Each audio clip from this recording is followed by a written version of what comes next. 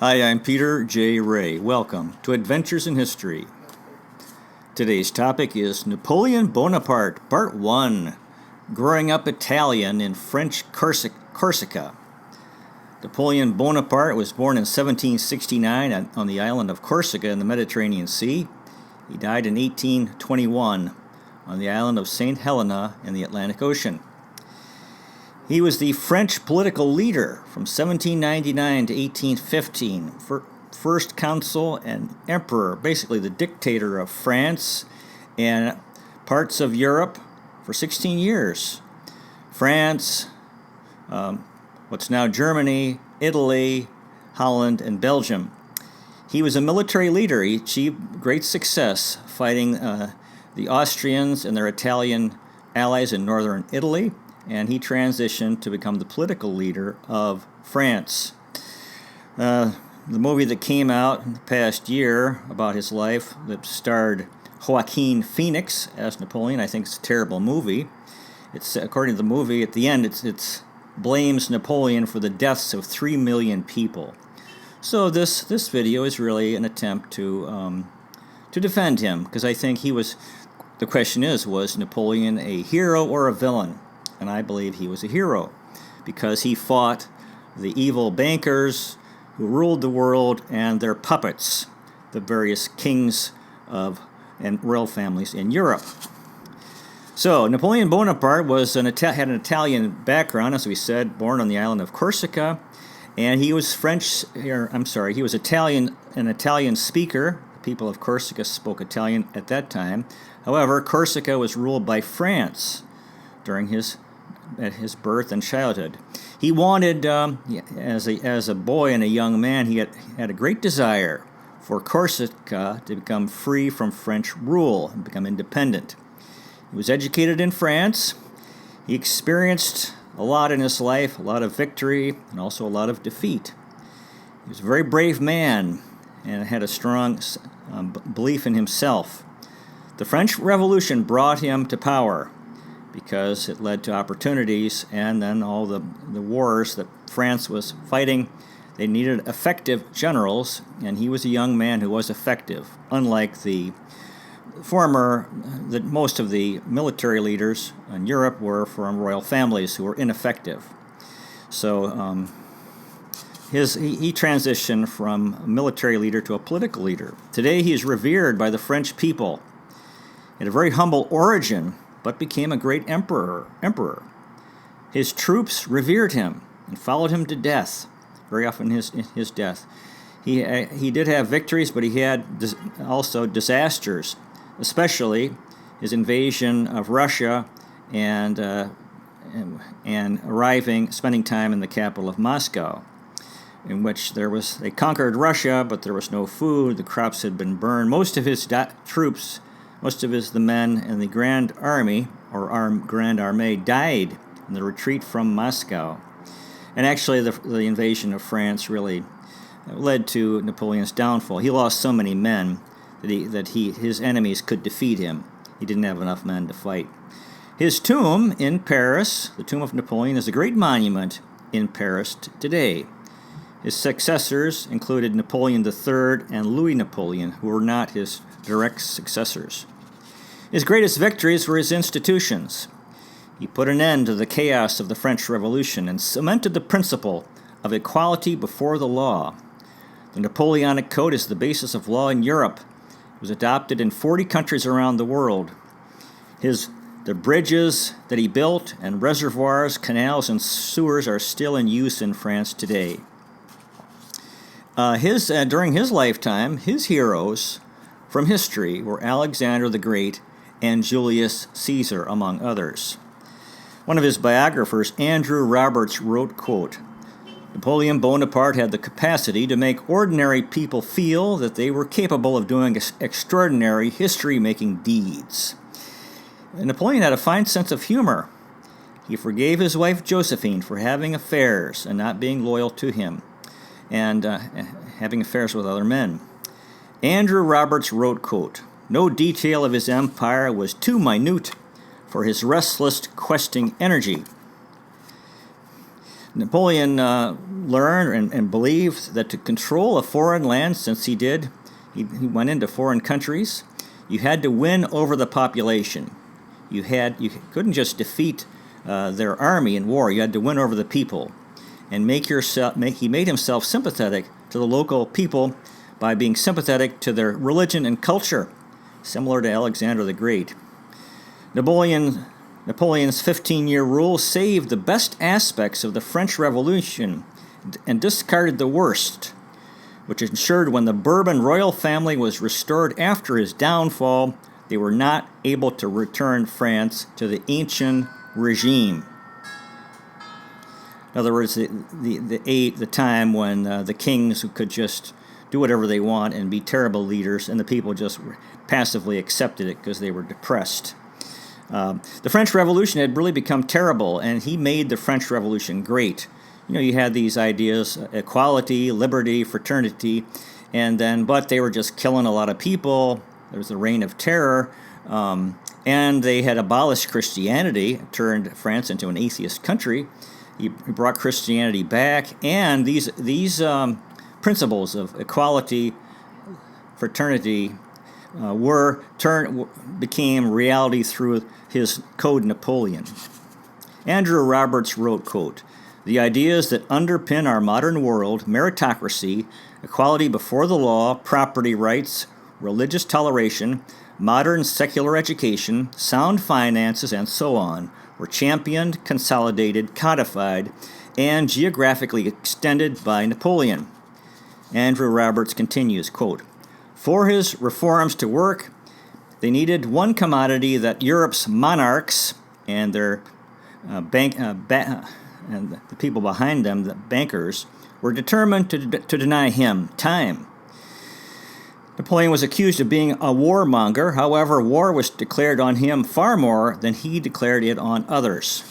Andrew Roberts wrote, quote, "Napoleon convinced his followers they were taking part in an adventure, a pageant, an experiment, and a story whose sheer splendor would draw the attention of posterity for centuries. He was able to impart to ordinary people the sense that their lives, and if necessary, their deaths in battle, mattered in the context of great events." The book that he wrote, Le Memorial de Sainte Helene, a memoir from St. Helena, his memoirs, 4 volumes, were published 2 years after his death, and they became the greatest international bestseller of the 19th century. On June 23, 1940, during the Second World War, Germany had captured Paris the week before. Adolf Hitler visited Napoleon's tomb at Les Invalides. He stayed an hour and was photographed. And later, Hitler had Napoleon's son, Napoleon Bonaparte II. He had his remains transferred from Vienna to Paris, so his remains could be with his father's. Both Napoleon and Hitler were destroyed in large part because of their failed invasions of Russia. Napoleon Bonaparte's legacy is one of the most fiercely debated in all modern historiography. Was he a hero or was he a villain? Napoleon Bonaparte was born on August 15, 1769, in Ajaccio, Corsica. His family origins came from Florence and Livorno in northern Italy. His ancestors moved to Corsica in 1529. His name at birth was Napoleon di Bonaparte, Italian, and then turned into French Napoleon Bonaparte. His family was minor nobility on Corsica. The Italian city-state of Genoa ruled Corsica for 200 years and made Corsica an Italian island. 1755, the Corsican nationalist Pasquale Paoli proclaimed Corsican independence, and young Napoleon revered Paoli. In 1768, Genoa sold Corsica to France for 40 million francs. However, the people of Corsica rebelled and fought a war against the French. 30,000 French troops were sent to quell the rebellion, which involved Napoleon's parents. They were led by the Comte de Vaux, and the French army was able to subdue the Corsican rebels. In 1769, Napoleon's parents, Carlo and Letizia, swore an oath of loyalty to France, and that actually disappointed Napoleon, but they had to make terms with what had happened. Again, Napoleon was born August 15th, 1769 in Corsica. His parents were involved in the failed independence movement in Corsica against France. The people of Corsica were Italian-speaking. The Corsicans were defeated. His parents were Corsican nobility. His father had a job. One of his jobs was assessor in the law courts. They had a large family. The mother, Letizia, gave birth to 5 boys and 3 girls by her 30s. His father also had a job as assessor in the Ajaccio Court of Justice. He was a superintendent of forestry in that forestry school. Paoli and others were exiled in 1777, and Carlo, Napoleon's father, Carlo Bonaparte, was appointed to represent the Corsican nobility in Paris, and he met King Louis XVI. Napoleon's mother, Letizia, gave birth to 13 children between 1765 and 1786. Eight survived infancy. Joseph Napoleon, who was the second, Lucien, Elissa, Louis, Pauline, Caroline, and Jerome. Napoleon was devoted to his siblings, which damaged his interest later because they did not really help him. They hurt his reputation because they were lazy and corrupt and disloyal. It was very unfortunate. But he was, as a traditional person, he was loyal to his siblings. During his childhood, he loved reading books. History, geography, loved reading about the life of Alexander the Great, Julius Caesar, Frederick the Great. In 1770, the Corsican nobility was granted the same privileges as the French nobility. And the Bonapartes came from Corsican nobility. And this led to Napoleon receiving a free education in France as a young man from a noble family. Again, his birth name was Napoleon Bonaparte. He had a scholarship as a noble person at this school, the noble school in Brienne, France, starting in 1779. One of his teachers said about Napoleon, "The youngster is made of granite, but there is a volcano inside." He wrote a letter to his father early in his education in France, quote, "I would rather be the first among the workmen in a factory than the last among the artists in the academy." So 1779, at age 9, he was sent to Autun, Burgundy, France, to study French language, and he did not return to Corsica for 8 years. And then in April that year, he was admitted to the Royal Military School in Brienne-la-Château near Troyes in the Champagne region. The subjects he studied included Latin, math, history, French, German, geography, physics, fencing, dancing, and music. Napoleon said, quote, "What is history but a fable agreed upon?"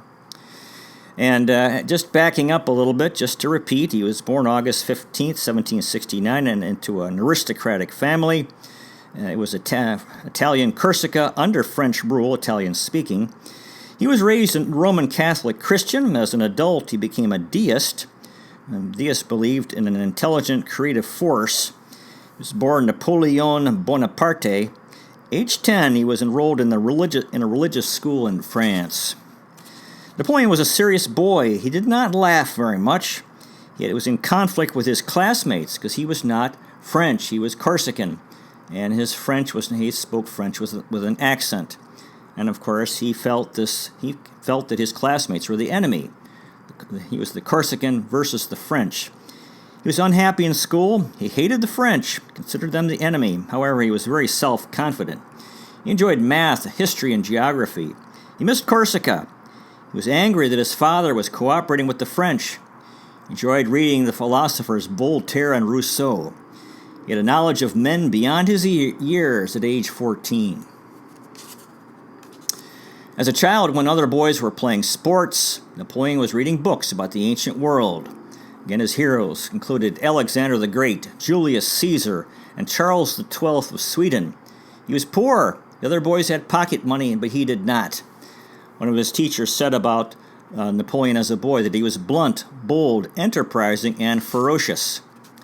1784, he took the final exams in Brienne in September and passed. And then he entered the École Royale Militaire in Paris. He was very good in math. He had good prospects for a career in the artillery. He was taught the value of haranguing troops before battle to inspire them to fight well in battle and to achieve victory. He learned the importance in war of speed, surprise, mobility, and in warfare, living off the land, esprit de corps, the importance of high morale among the troops to achieve victory. He had a great imagination, a lot of pride, courage, very devoted to his family. At age 16, he was a sub-lieutenant. He was saving his money to help his mother. He was reserved and diligent, preferred study to conversation. He loved solitude, was moody and ambitious. He joined a regiment in Valence, France, and followed. His fellows were empty-headed and pretentious. Napoleon was ambitious to escape poverty and become master of Corsica. The French Revolution was coming. Napoleon was busy studying the principles of history and artillery and the art of the siege.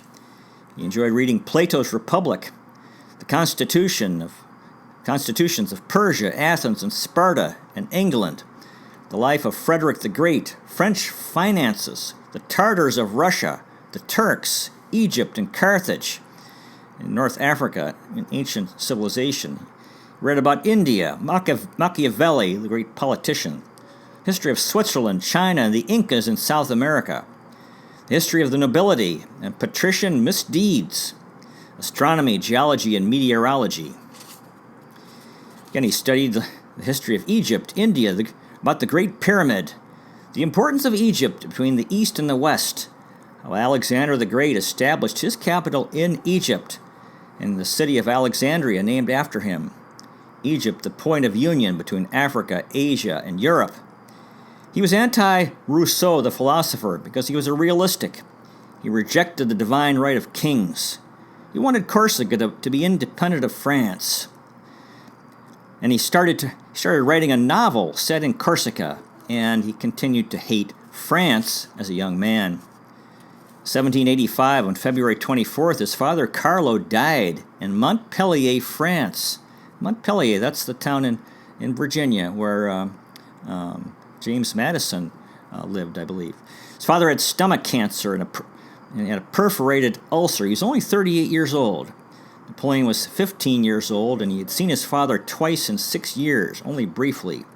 His father's death led to Napoleon having a lifelong distrust of doctors, and he became the new head of the family at age 15. His father, Carlo, had borrowed 137,000 francs to develop a mulberry orchard, which failed. This led to family financial trouble and bankruptcy, financial distress for the family that Napoleon had to deal with. September 1st, 1785, Napoleon was commissioned in an artillery regiment in Valence, France.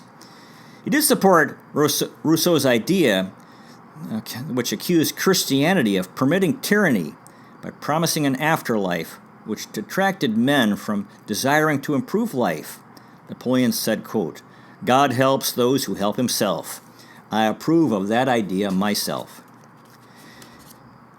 His great biographer Emil Ludwig wrote, quote, "Imagination rules the world, but cannons are the instrument whereby imagination realizes its purposes."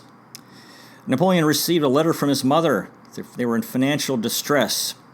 He was frequently going home on furlough from France to Corsica to help his family. He was very happy when he was home in Corsica, and he was unhappy that Corsica had accepted French rule. He called it kissing the hand that beats them. He experienced unhappiness and depression. He spent a year on one of his furloughs in Corsica, trying to help his family with their financial problems.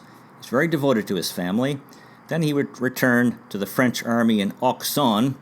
He wrote that the 12 monarchies of Europe deserved to lose power because they were not good leaders. And then he experienced a year of dull routine in the army. 1786, After 8 years, Napoleon, as we said, returned to Corsica, met his 3 youngest siblings for the first time. In 1788, he was stationed at the School of Artillery in Auxonne in eastern France, near Dijon. He was eating once a day at 3 p.m. to save money to send home to his mother, and also buy books. Napoleon was obsessed with reading books: history, geography, religion, the ancient world, Athens, Sparta, Persia, Egypt, Carthage. Artillery was becoming more important because of advances in metallurgy. Napoleon knew how to do everything in the military: making gunpowder, gun cartridges, founding a cannon, and the details of tactics. 1785, he was sent to Tours and second in command to put down a riot there was a crowd that killed 2 grain merchants because of high grain prices that were hurting the people because of inflation. The rioters attacked public buildings. They burned the tax offices in Auxonne. This was the start of the French Revolution was coming very soon. June of 1789, Napoleon wrote a letter to Paoli in exile regarding his dreams for Corsica. In July was the storming of the Bastille prison in Paris, which was considered the start of the French Revolution. There was rioting in Napoleon's garrison town. Napoleon and the French army fired on the people. Napoleon despised the nobility and the mob. He hoped that in time freedom to Corsica would arrive, and applied for another leave to go home to Corsica. July 14th, as we said, the mob in Paris, France, stormed the Bastille prison, started the French Revolution. The nobility and clergy had been abusing the common people. The Estates General was called in May 5th. The Third Estate called for a national assembly. There was the Tennis Court Oath to establish a new constitution. On August 26th, the National Assembly adopted the Declaration of the Rights of Man. October 6th, the mob stormed the Versailles Palace in Paris. Napoleon hated mobs, but was a nobleman. But he welcomed the French Revolution. He believed that the French Revolution would create a new social order based on reason and logic. These were things that the Enlightenment philosophers believed were the true foundation of authority: reason and logic, not just might makes right. August 8th, 1789, Paris was in an uproar. The French officer corps was in disarray. Napoleon was granted sick leave to return to Corsica and stayed for 18 months and became very involved in Corsican politics. He was not ill, but he did receive permission to go home. For the next 4 years, he was more interested in Corsican politics than his career in the French army. He brought the slogans of the French Revolution to Corsica: liberty, equality, and fraternity. He worked to inspire an independence movement in Corsica. He was 20 years old, pale, and spoke with glowing phrases to inspire the people in Ajaccio, the capital of Corsica. Napoleon failed to rouse the people. He wrote a statement of grievances, which he sent to the National Assembly in Paris, and he waited a response. The response came that Corsica was a province of France. Paoli was given the right to return home. Napoleon's brother was elected to the town council in Ajaccio. Paoli returned. Napoleon was disappointed in Paoli. Paoli said to Napoleon, quote, "There is nothing modern about you, Napoleon. You come from the age of Plutarch." Paoli was the first to recognize the Roman in Napoleon. Napoleon's furlough ended and he returned to France. March of 1790, his brother Joseph was elected mayor of Ajaccio. He wrote a letter to his maternal uncle. He talked about the importance, how vanity and avarice were so prevalent in men. He lacked money. At the Lyon Academy, there was a prize for an essay of 1,200 francs. Napoleon entered. He wrote an essay that was against the kings, and that how men who would achieve power received the weary adulation of the crowd. Napoleon's ideal was ancient Sparta in Greece, the ideals of courage and strength. He wrote that the strong man was good and the weak man was evil. Napoleon wrote, quote, Men who are truly great are like meteors. They shine and consume themselves that they may lighten the darkness of the earth. The Lyon Academy responded to his essay and said it was, quote, unworthy of commendation. Napoleon continued to write his Corsican novel. He wrote that human love was destructive. The news came that King Louis XVI had escaped from prison but was captured. Civil war was imminent in Corsica, and Napoleon returned again. Paoli, as we said, had returned to Corsica after 22 years in exile. Corsica was a part of France. However, a law was passed that allowed Corsica to be ruled by Corsicans. So it was a big celebration in Corsica for that. And however, Paoli and Napoleon were in conflict politically because they were both ambitious men. And even though Paoli was much older, but Napoleon was very talented and strong-spirited. 1791, Napoleon returned to his regiment, and he brought his brother Louis to go to school there.